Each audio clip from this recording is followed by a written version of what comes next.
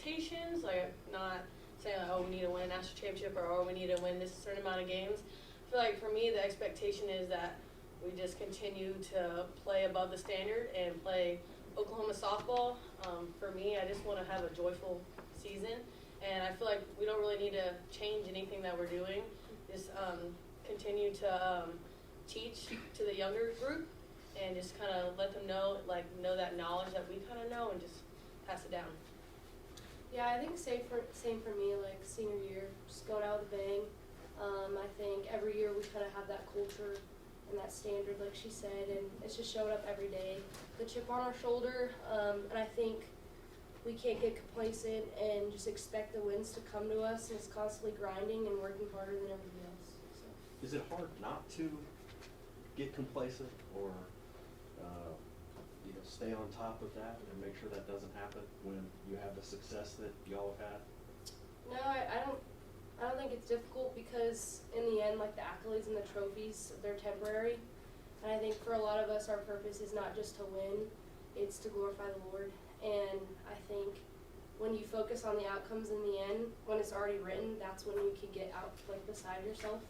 So we just have a team collective idea that it's already written, we don't need to press and be anything we're not and get complacent or have anything jumping ahead. We just know exactly what the Lord has in store for us. So. Ryan and then Jenny.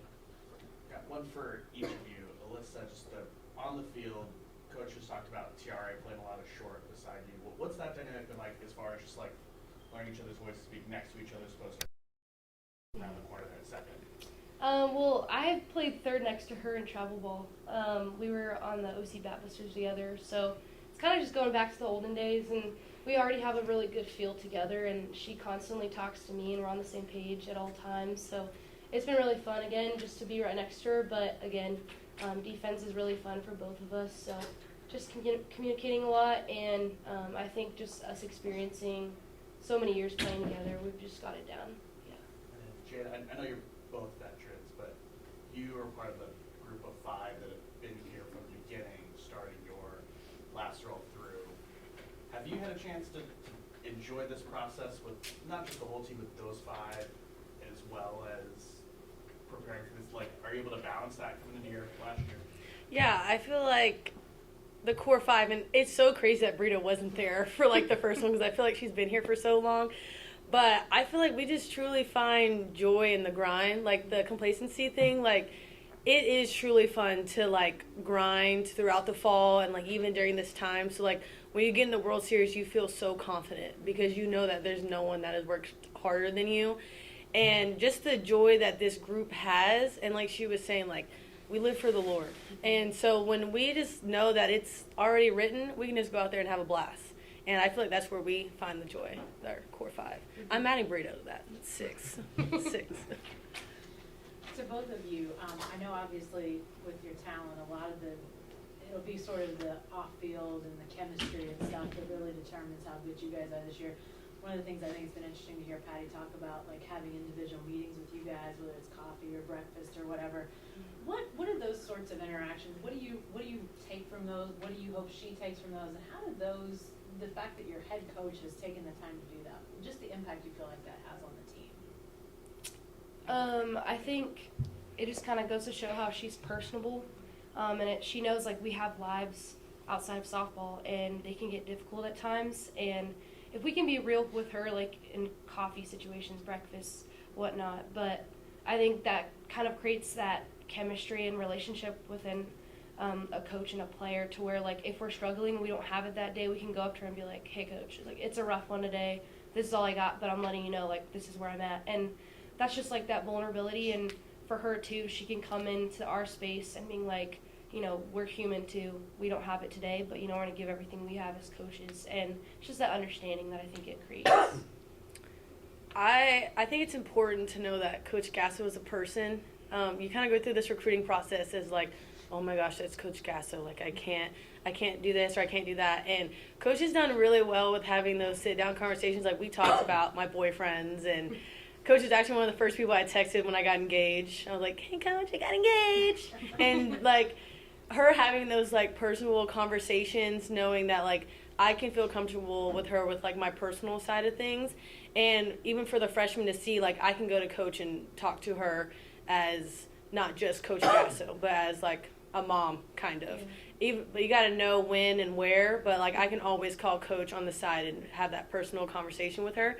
And I think it's important for the freshmen to know that, too, that, okay, like, coach she's human. She's a normal coach. You can go up there and talk to her. So I think that personal side is, it changes everything. Were either of you surprised? I mean, like you say, you get recruited and she's like this coach of the national champions and all that stuff. When she said, heck yeah, we're going to go, I'm going to treat you to breakfast, or I'm going to take you to coffee, was there any sort of like, wait, what? And getting this, like, was there any surprise in either of you to have that one-on-one time with her? Not really, because during the recruiting process, she makes it feel such like home. And, like, we get to see her around her grandkids and, like, her son, and, like, we get to see that family, like, orientation. So, like, even during the recruiting process, we would go eat breakfast, like, our parents would be there. So it wasn't because she wasn't doing it before, but I feel like I was just more nervous the first time to actually sit down and, like, be in front of Coach Gasso and, like, actually have to speak. But she's been doing that since I was in the 8th grade, so. Jim's over here. I saw the video with you guys working out in the weight room. I know it was based around Kinsey, but I've seen the results with you guys. I mean, it's noticeable, the power and how you've improved. Could you talk about the off season or just the workouts that you guys do and how it really helps you guys? Yeah, I think the lifting side and just becoming more agile every year is really what I've seen improve in myself. I think definitely, like, coming in from Oregon, I wouldn't say that I was as strong as after my sophomore year when I built that foundation. And I mean, it's like weightlifting, it's like something you kind of do every morning and you're like, oh, it's just routine. But you really do see the results, and you see us, like, not getting tired in June, and, like, we're still powerful, hitting the ball over the fence, like, hitting everything and being strong and, like, being able to use our bodies effectively. So I think it shows throughout the season and in the end especially, and that's why they really, like, harp on us getting our lifting times in, even throughout season, especially throughout the fall, like, building that. Jayda? Yeah, for me, I mean, I've said this probably multiple times, but, like, Dane Sommer was our strength coach during the time, and I came in as a freshman, like, this little, like, 120-pound, like, little twig, and I was like, I want to hit the ball like Jossie and Tiare, so I knew I was going to have to get in the weight room, get, like, right in with nutrition. But I think it's so important. I don't think a lot of people know that, but your strength coach and that relationship with him is so important.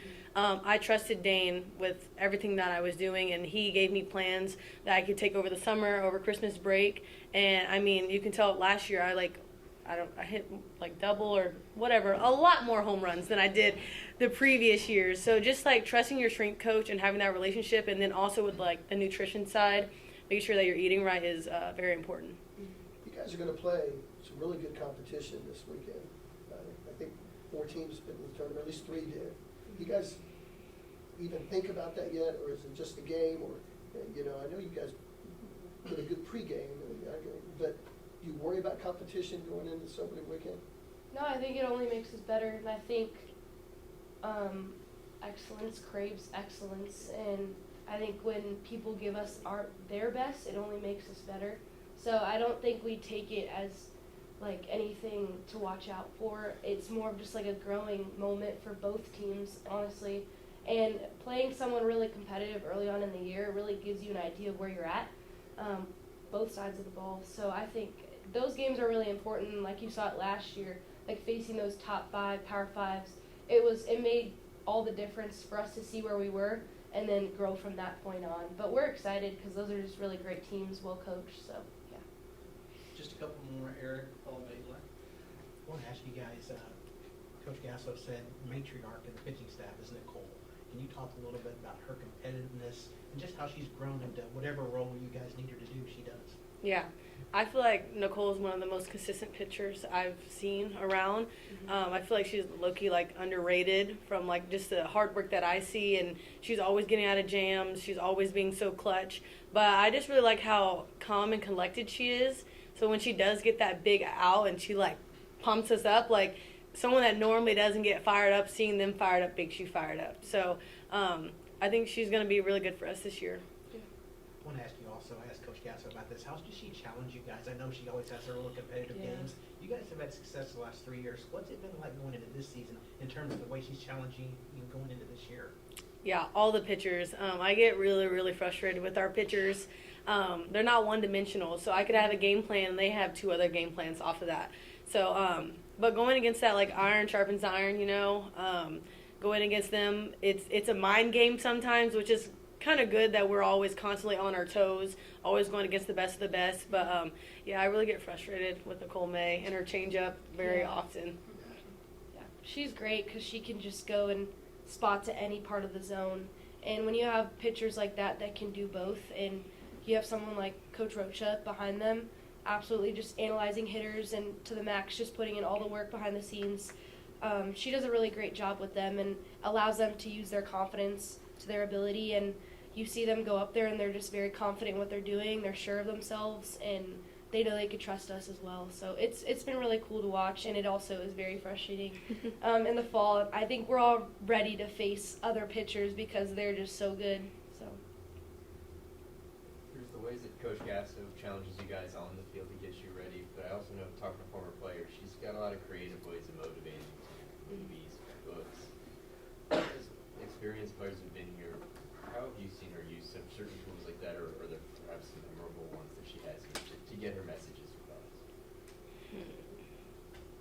Honestly, my favorite is like watching like OU play in the past, like watching Lauren Chamberlain and them play. Like when you get here, you know that there's a legacy that's already begun, and you want to continue that legacy, and you want to continue the dominance and the standard. So when we get to watch like film or like even practices from the 2012 team or like the national championship teams, getting to watch them in the College World Series and like just to see how like feisty and scrappy they are is very motivational to me, because I'm like, we got to fill those shoes every year, and that's just something that I strive for. I want to continue to pass the baton down and just to continue that legacy.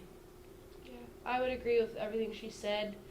You have so many greats that have come out of this program, so it's really cool to kind of get to watch them when we were younger and then now stepping into that stage.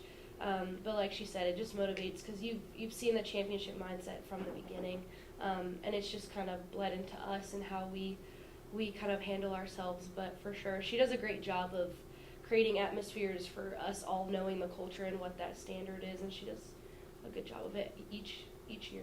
So. Back to Eric. I want to kind of follow up with the question about challenging Patty. Patty talked about how she won't take ground balls by you. She doesn't want you to make a play. She's challenging you. Is that something you've seen when you first got to campus, and how has it evolved as you got to be older players, or the games just that she's challenging you and things like that? They become even more tougher, and she's really trying to really push you guys to the limit.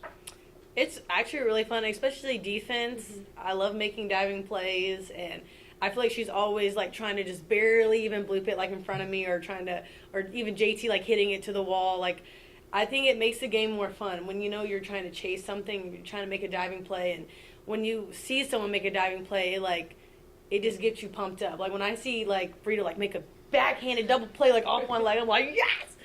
So it like just gets everyone like pumped up, and it just shows you the standard. Like you're going full out 100% every single play. Yeah, I think she's challenged us too as older like veterans. I guess we should say, is like being coaches of ourselves, and then like reflecting that to the younger ones, and really just like maybe taking those moments to stop and explain things to them, because it kind of puts it in a different perspective for us, and it's not just like not only a challenge for us like individually, but we have to carry that younger person next to us and build them up for when we end up leaving. So. All right, last question.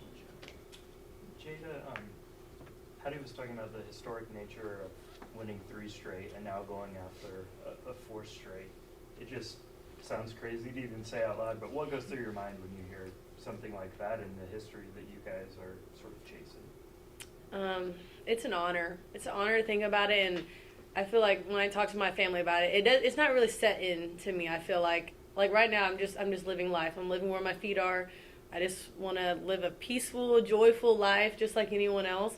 Not really trying to look too far in the future. I know that can get you in trouble. Just But it's exciting. It's fun. I'm excited for this season, but I don't want to get too far ahead of myself. Just want to enjoy where I'm at now and enjoy my seniors.